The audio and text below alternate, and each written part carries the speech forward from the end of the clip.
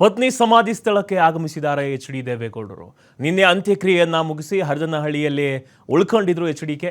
ಹುಟ್ಟೂರು ಹರದನಹಳ್ಳಿಯಲ್ಲೇ ಎಚ್.ಡಿ.ಕೆ ಉಳ್ಕೊಂಡಿದ್ರು. ಸಮಾಧಿ ಎದುರು ನಿಂತು ನೋಡ್ತಾ ಇದ್ದಾರೆ ಗೌಡರು. ಸಮಾಧಿ ಮೇಲೆ ನಂದಾದೀಪ ಉರಿಯಬೇಕು ಎಂದು ಸೂಚನೆ.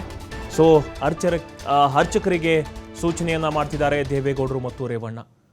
ನಿನ್ನೆ ಅಂತ್ಯಕ್ರಿಯೆ ಆಯಿತು. ಅವರ ಅರ್ಧಾಂಗಿಯ ತಮ್ಮ ಏಳು ಬೀಳಿನಲ್ಲಿ ಇದ್ದಂತಹ ಸಂಗಾತಿಯನ್ನು ಕಳೆದುಕೊಂಡು ಅಕ್ಷರಶಃ ದೇವೇಗೌಡರು ಮೌನವಾಗಿದ್ದಾರೆ.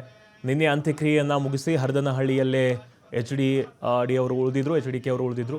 ಹುಟ್ಟೂರು ಹರದನಹಳ್ಳಿಯಲ್ಲೇ ಎಚ್.ಡಿ.ಕೆ ಅವರು ಉಳಿದಿದ್ರು, ಎಚ್.ಡಿ.ಡಿ ಅವರು ಉಳಿದಿದ್ರು. ಈ ಸಮಾಧಿ ಎದುರು ನಿಂತು ಗೌಡರು ನೋಡ್ತಾ ಇದ್ದಾರೆ. ಸಮಾಧಿ ಮೇಲೆ ನಂದಾದೀಪ ಉರಿಯಬೇಕಂತ ಸೂಚನೆಯನ್ನು ಕೊಟ್ಟಿದ್ದಾರೆ ಅರ್ಚಕರಿಗೆ.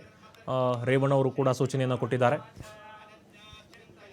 ಮಾಜಿ ಪ್ರಧಾನಿ ಎಚ್.ಡಿ.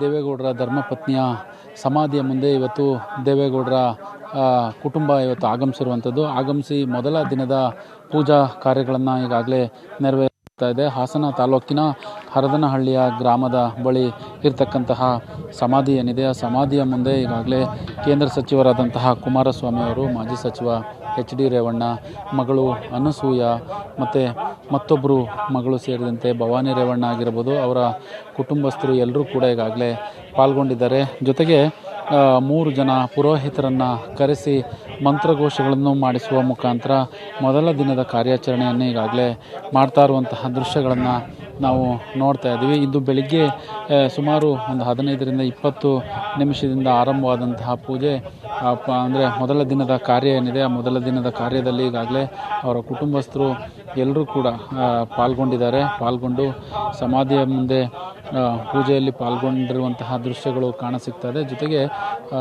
ಅನಸೂಯರವರು ಈಗಾಗಲೇ ಅಂದರೆ ಏನು ಅಮ್ಮನ ಸಮಾಧಿಯ ಮುಂದೆ ಕುಳಿತು ಕೈ ಮುಗಿದು ಪ್ರಾರ್ಥನೆ ಮಾಡುವಂತಹ ದೃಶ್ಯಗಳು ಈಗಾಗಲೇ ಕಾಣ್ತಾ ಇರುವಂಥದ್ದು.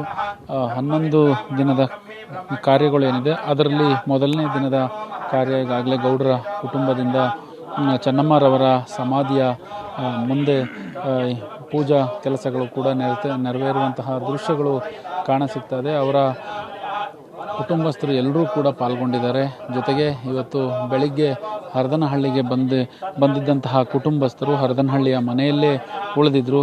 ನಂತರದಲ್ಲಿ ಮನೆಯಿಂದ ನೇರವಾಗಿ ಸಮಾಧಿಯ ಬಳಿ ಬಂದು ಈಗಾಗಲೇ ಪೂಜಾ ಕೆಲಸಗಳಲ್ಲಿ ಮೊದಲ ದಿನದ ಪೂಜೆ ಅಂದರೆ ನಿನ್ನೆ ಸುಮಾರು ಒಂದು 5:30-6 ಗಂಟೆಯ ಹೊತ್ತಿಗೆ ಮಣ್ಣಲ್ಲಿ ಮಣ್ಣಾದಂತಹ ಚೆನ್ನಮ್ಮರವರ ಸಮಾಧಿಯ ಮುಂದೆ ಇವತ್ತು ಮೊದಲ ದಿನದ ಕೆಲಸ ಕಾರ್ಯಗಳನ್ನು ಈಗಾಗಲೇ ಮಾಡ್ತಾ ಇರುವಂಥದ್ದು. ಇದರಲ್ಲಿ ಎಚ್.ಡಿ. ಕುಮಾರಸ್ವಾಮಿ ಅವರು ಸೇರಿದಂತೆ ಅವರ ಕುಟುಂಬಸ್ಥರು ಎಲ್ಲರೂ ಕೂಡ ಪಾಲ್ಗೊಂಡಿದ್ದಾರೆ. ಮಕ್ಕಳು 2 ಹೆಣ್ಣು ಮಕ್ಕಳು ಮತ್ತು 3 ಜನ ಗಂಡು ಮಕ್ಕಳು ಕೂಡ ಈಗಾಗಲೇ ಪಾಲ್ಗೊಂಡಿರುವಂಥದ್ದು. ಒಟ್ಟಾರೆ ಕುಟುಂಬಸ್ಥರು ಈಗಾಗಲೇ ಈ ಮೊದಲ ದಿನದ ಕಾರ್ಯದಲ್ಲಿ ಪಾಲ್ಗೊಂಡಿರುವಂಥದ್ದು. ಕ್ಯಾಮ್ರಾ ಪರ್ಸನ್ ಕಿಶೋರ್ ಜೊತೆ ಪ್ರಕಾಶ್, TV5 ಹರದನಹಳ್ಳಿ.